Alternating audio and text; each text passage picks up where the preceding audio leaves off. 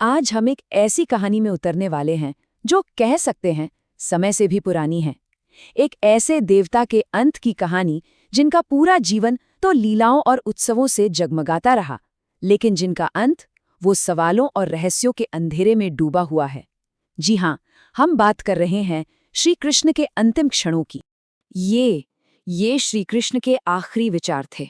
एक गहरा अकेलापन। सोचकर देखिए, वो दिव्य पुरुष जिसने ब्रह्मांड की सबसे बड़ी लड़ाई कुरुक्षेत्र का पूरा संचालन किया, वही अपने जीवन के आखिरी पड़ाव पर बिल्कुल अकेला महसूस कर रहा था। कितना बड़ा विरोधाभास है ना? और देखिए, यही सवाल आज तक हवा में गूंजता है। क्या ये सिर्फ एक हादसा था, या फिर इसके पीछे कोई बहुत गहरा, कोई ब्रह्मांडीय डिजाइन छिपा हुआ था? चलिए आज इसी रहस्य की परतों को एक एक करके खोलने की कोशिश करते हैं। तो कहानी हमें ले जाती है एक घने जंगल में, एक पीपल के पेड़ के नीचे। यहाँ वो कृष्ण जो हमेशा सबके सारथी बने, जिन्होंने सबको रास्ता दिखाया, आज वो खुद नियति के सामने एकदम विवश, शांत बैठे थे, बस अपने आखिरी पलों का इंतजार कर रहे थे। कहा जाता है कि करीब 100 साल पहले जब उनकी प्रिय राधा की मृत्यु हुई थी, तब से कृष्ण का अकेलापन और भी गहरा हो गया था।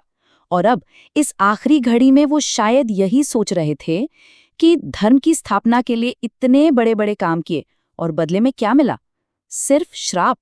तो सवाल ये है कि आखिर वो वजह बनी क्या जिससे कृष्ण ने इस नश्वर संसार को छोड़ा? ये एक ऐसा पल था जो ऊपर से देखने में बहुत साधारण लगेगा, पर इसके जो नतीजे हुए ना, वो युगों को बदलने वाले थे। तो हुआ ये कि एक शिकारी था, नाम था जरा, और उससे हुई एक भूल। उसे दूर से कोई चीज चमकती हुई दिखी। उसे लगा कि कोई हिरण है, बस उसने बाण चला दिया। अब उससे बेचारे को क्या पता था कि उसका ये एक बाण इतिहास की पूरी दिशा हमेशा हमेशा के लिए बदल कर रख देगा।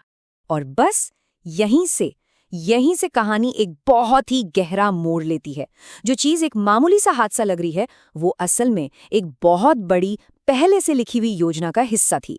तो फिर असली सवाल तो ये है कि इस घटना के पीछे आखिर कौन सी ताकतें थी? सच तो ये है कि कृष्ण का अंत कोई अचानक हुई घटना थी ही नहीं। इसकी पूरी पटकथा, इसकी स्क्रिप्ट बहुत पहले ही लिखी जा चुकी थी, और लिखने वाले थे दो शक्तिशाली श्राप। पहला श्राप था गांधारी का। सोचिए, एक माँ जिसने अपने 100 के 100 बेटे खो दिए, उसके दिल से निकली हुई आह। और दूसरा श्राप था ऋषि नारद का, जो एक दिव्य लीला में कह सकते हैं थोड़ा ठगा हुआ महसूस कर रहे थे। कृष्ण के जीवन के ये दो बिल्कुल अलग अलग धागे, देखिए कैसे नियति ने उन्हें एक ही दर्दनाक मोड़ पर लाकर जोड़ दिया। लेकिन रुकिए, कहानी सिर्फ इन श्रापों तक ही सीमित नहीं है। नहीं, इसके पीछे एक और भी गहरा राज था, एक ऐसा वादा जो कृष्ण ने खुद अपने पिछले अवतार में किया था। तो चलिए अब इस आखिरी परत को भी हटाकर देखते हैं। अब जरा देखिए कि ये सारी कड़ियां कैसे जुड़ती हैं। बात है त्रेता युग की, जब राम के अवतार में कृष्ण ने एक असुर को एक वरदान दिया। वादा ये था कि मेरे अगले जीवन में तुम मेरी मृत्यु का कारण बनोगे। और जानते हैं क्या हुआ? वही असुर द्वापर युग में शिकारी जरा बनकर पैदा हुआ। सब कुछ पहले से तय था। मतलब साफ है, कृष्ण ने अपनी मृत्यु का तरीका, उसका जरिया एक पूरा युग पहले ही तय कर लिया था। वो शिकारी जरा, वो कोई हत्यारा नहीं था, वो तो बस उस दिव्य योजना को पूरा करने का एक माध्यम था। लेकिन कहानी यहाँ पर भी खत्म नहीं होती है। असल में कृष्ण के जाने के बाद जो हुआ, वो शायद इस पूरी कहानी का सबसे ज्यादा हैरान करने वाला, सबसे रहस्यमयी हिस्सा है। जरा कांपते हुए, घबराते हुए पांडवों के पास दौड़ा और उन्हें ये खबर दी। सुनते ही शोक में डूबे पांडव भागे भागे उस जंगल में पहुंचे। कहते हैं भीम ने अपने प्रिय सखा कृष्ण के पार्थिव शरीर को उठाया, और फिर नदी किनारे पूरे विधि विधान के साथ अंतिम संस्कार की तैयारियां शुरू हुईं। उस दिन सच में एक युग का अंत हो गया था।